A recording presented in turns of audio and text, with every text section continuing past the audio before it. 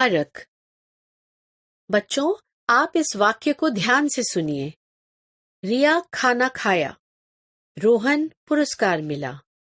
ये वाक्य सुनने में आपको कुछ अजीब से नहीं लग रहे हैं?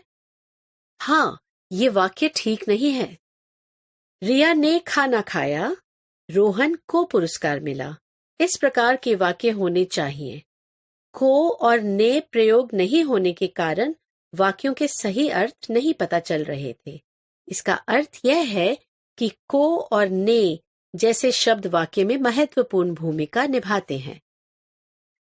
ने, यह शब्द रिया द्वारा की क्रिया की गई है, यह बताता है। को शब्द रोहन को पुरस्कार मिला, इस ओर संकेत कर रहा है। बच्चों, ने व को जैसे शब्दों को व्याकरण में कारक कहा जाता है। कारक 8 प्रकार के होते हैं।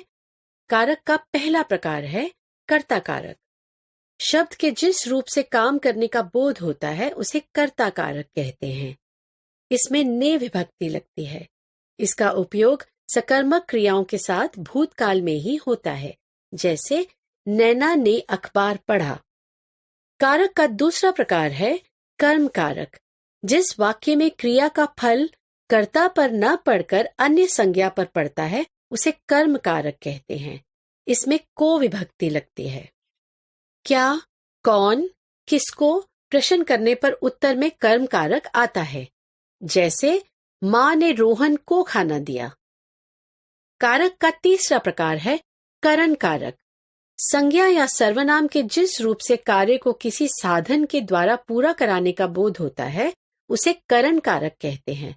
इसमें से द्वारा विभक्ति लगती है, जैसे रीना बस से ऑफिस जाती है।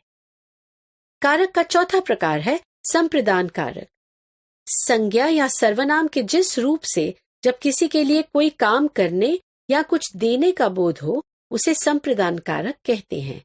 इसमें का या के लिए विभक्ति लगती है, जैसे माँ राधा के लिए उपहार लाई। कारक का पांचवा प्रकार है अपादान कारक। संज्ञा या सर्वनाम के जिस रूप से एक वस्तु का दूसरी वस्तु से अलग होने का पता चलता हो उसे अपादान कारक कहते हैं। इसमें से विभक्ति लगती है, जैसे मैंने चाकू से सेब काटा। कारक का छठा प्रकार है संबंध कारक। जब संज्ञा अथवा सर्वनाम का वाक्य में उपस्थित अन्य संज्ञा अथवा सर्वनाम शब्दों से संबंध दिखाया जाता है वहां संबंध कारक होता है।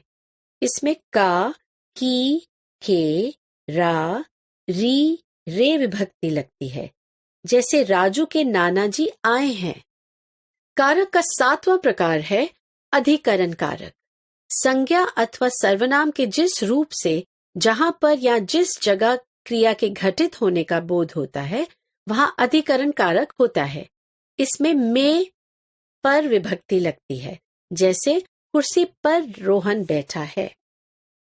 कारक का आठवां प्रकार है संबोधन कारक।